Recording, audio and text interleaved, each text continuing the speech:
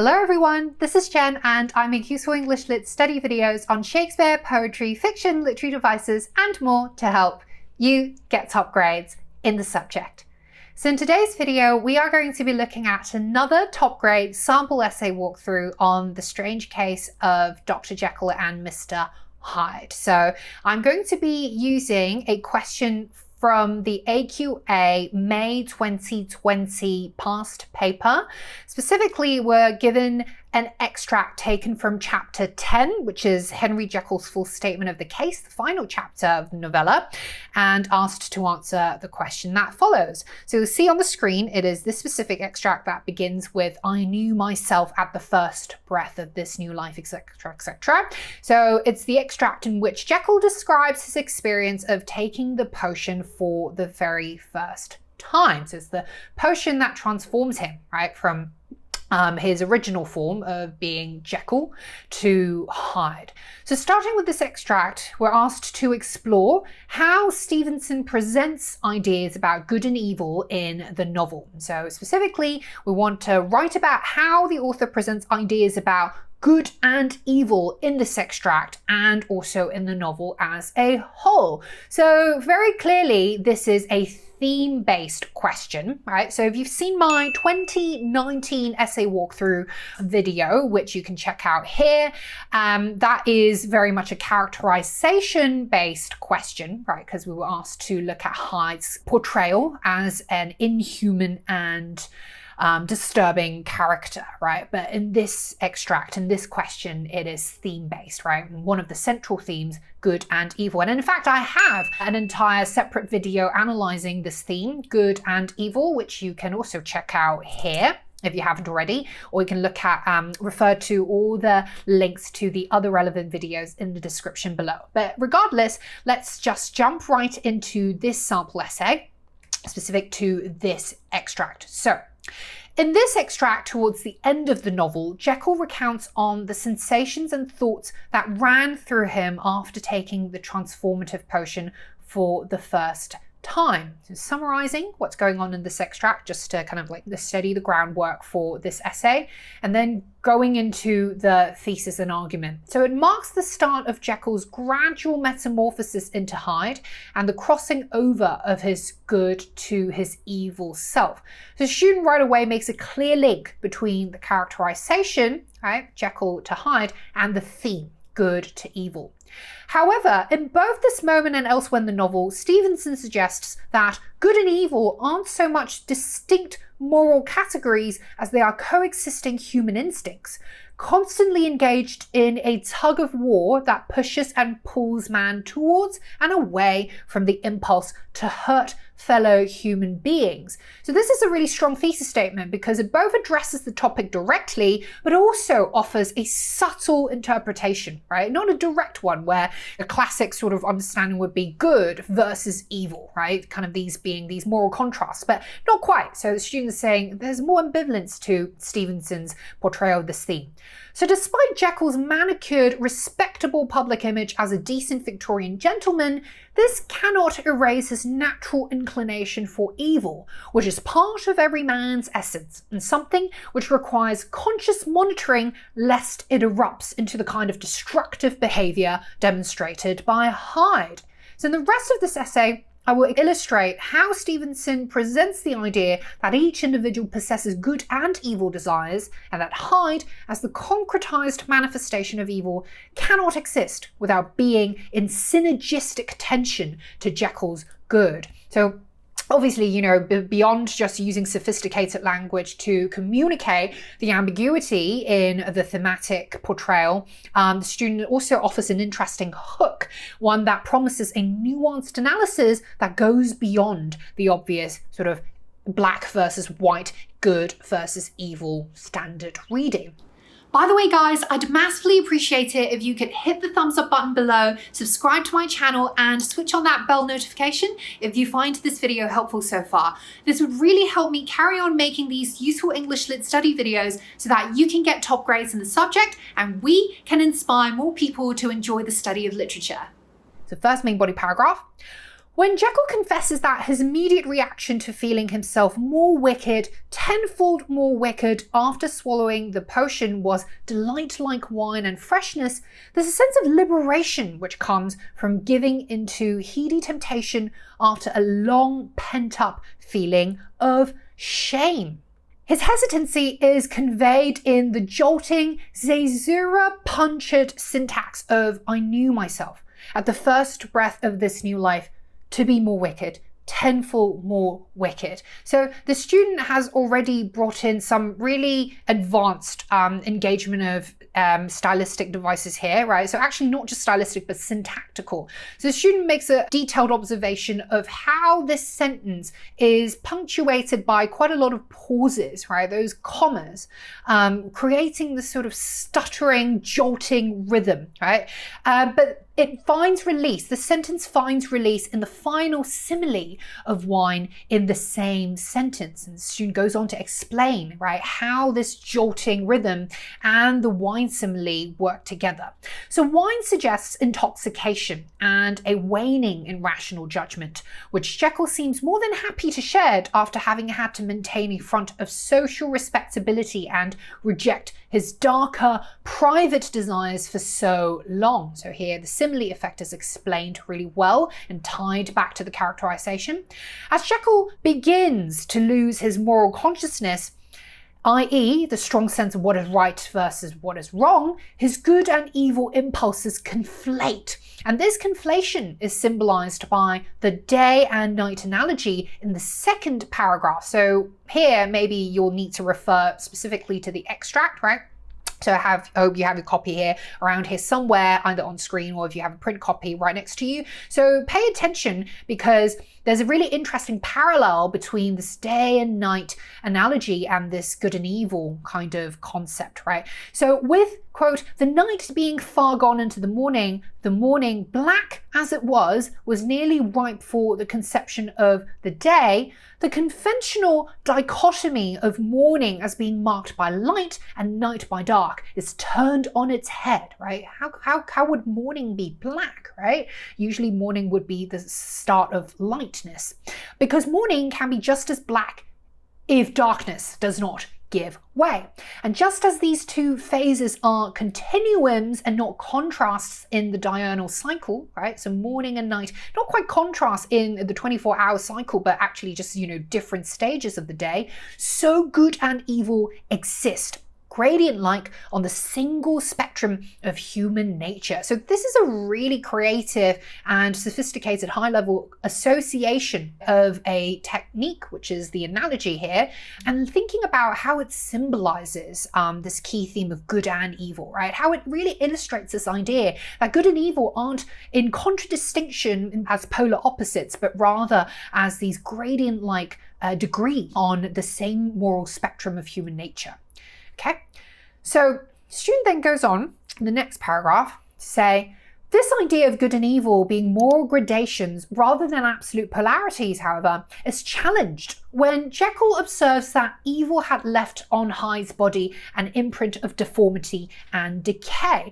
So the student is showing also a kind of scholarly audacity here, right? Kind of being really brave in terms of also bringing in the possibility of a counter argument, right? It's just kind of complicating her initial reading and saying, okay, but it seems like there's something more happening in the extract that might complicate my reading. And she goes on to say, if good and evil were such inseparable concepts, then why does Stevenson crystallize evil in the concrete form of an Edward Hyde, right? So it's like, okay, if good and evil are so inseparable, we can't quite set them apart from each other, then how come evil seems to be so concretely presented in the form of this Hyde character, right? So the student shows conceptualized thinking and a willingness to engage with multiple perspectives. So really top grade AO1 stuff.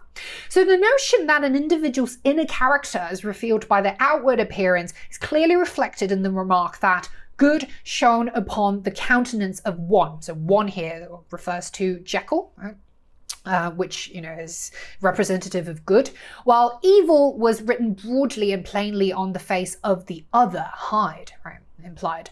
This sort of association of the physical with the psychological finds its roots in physiognomy and phrenology, which were branches of pseudoscience that at one point gained popularity among early 19th century Victorian intellectuals, having been formalised in scholarly texts like the Scottish physiologist Alexander Walker's Physiognomy Based on Physiology, published in 1834, and criminal anthropologist C.J. Mittermeier's On the Application of Phrenology on Criminal Justice, published in 1843. So physiognomy is just this idea that one's appearance is very much indicative of one's personality and character, and perhaps even moral stature.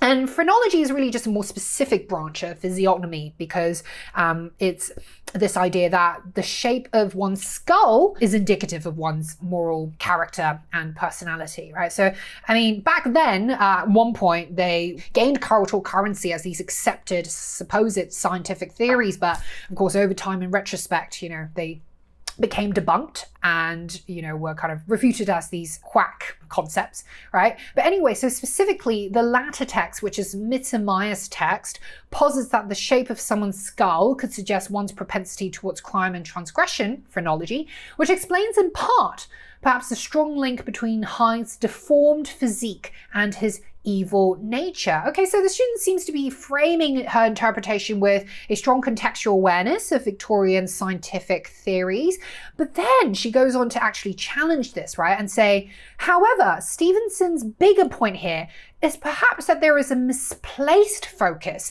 in this cultural theory about how to determine good and evil personalities. She's proposing an insightful point about how the author isn't quite that perhaps straightforward, right? And that the author is challenging, in fact, a prevailing cultural idea. He's not just accepting this theory wholesale, right? Stevenson perhaps, probably was a lot smarter than that, right? So he's challenging this prevailing cultural idea, showing real skepticism towards this form of pseudoscience of his time, right? Through the ideas that he presents in the novel. So she goes on to explain, after all, external markers of evil and criminality do very little to diminish evil if simply seeing them does not invoke feelings of guilt, which is exactly the case with Jekyll, as he says, when I looked upon that ugly idol in the glass, I was conscious of no repugnance, rather of a leap of welcome, right? So looking at himself and the ugliness in the mirror, not only is he not repulsed by it, but he somehow finds a sense of relief and liberation, right? A sort of cathartic joy. So this worrying impulse encapsulates Jekyll's central problem throughout the novel. And so throughout the novel here, signposting, the student signposting that I'm not just going to be looking at the extract, but I'm going to gradually segue from the extract to an analysis in the other moments of the novel as a whole. Having maintained a good, pristine public front for the entirety of his life as a jovial, well-respected physician, he must now seek an outlet for the less admirable but entirely natural and human instincts that he has thus far suppressed.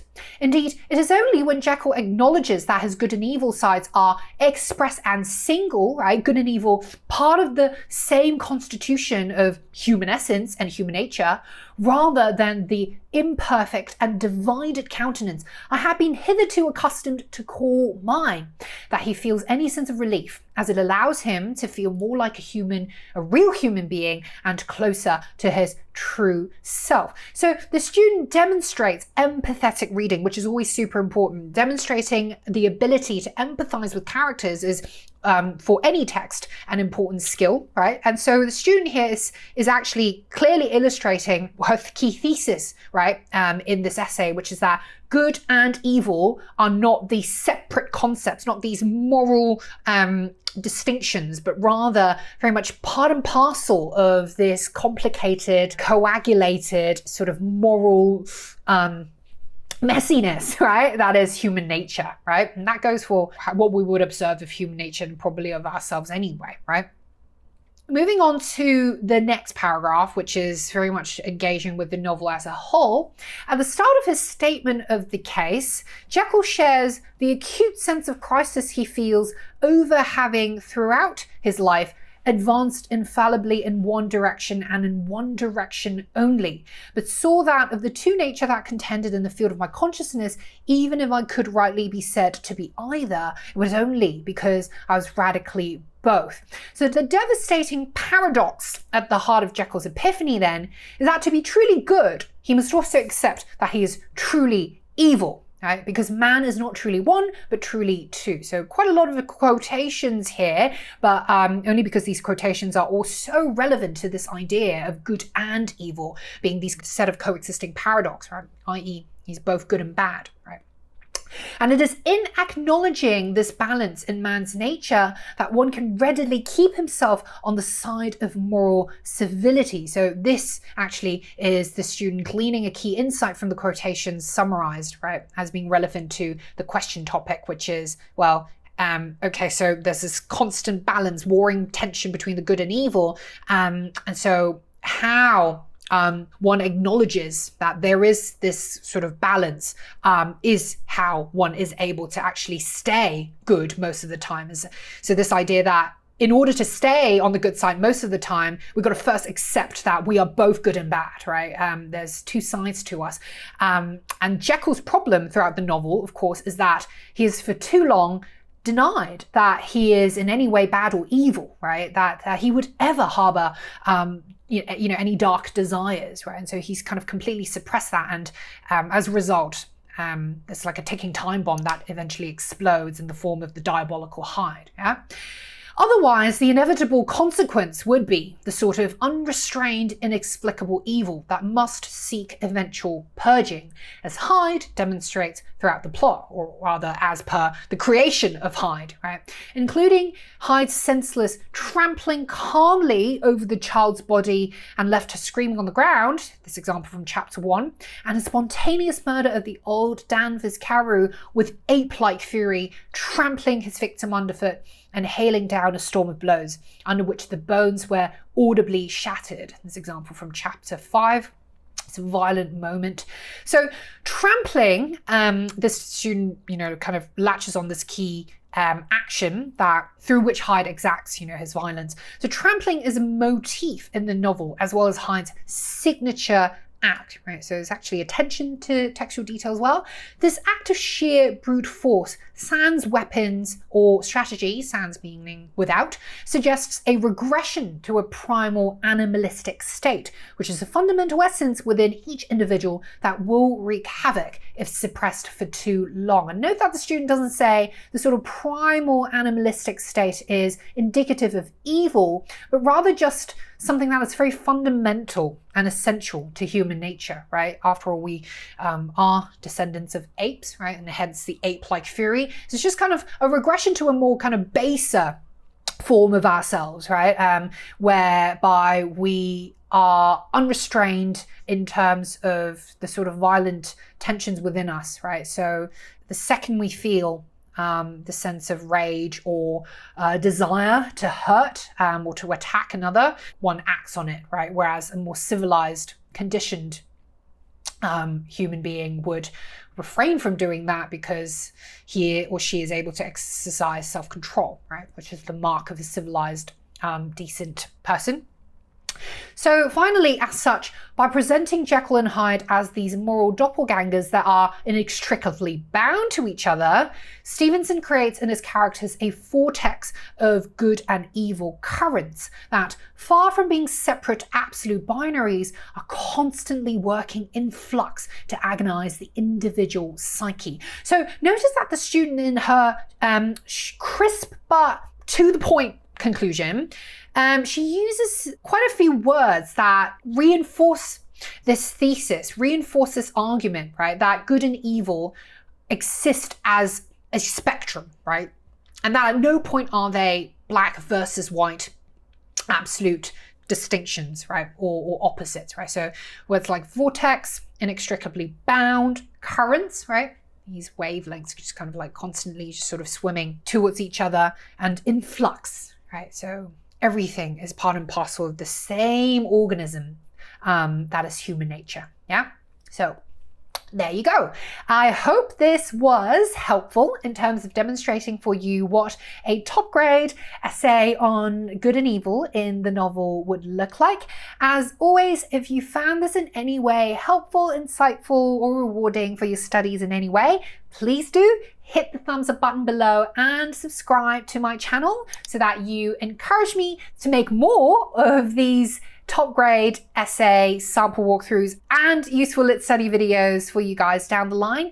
And also, if you haven't already checked out my other relevant Jekyll and Hyde videos, make sure to refer to them in the description box below. And you can also check out my top grade Jekyll and Hyde sample essay pack. All of that is included in the description box, so go ahead and check that out. And I will see you guys, as always, in the next one. Bye!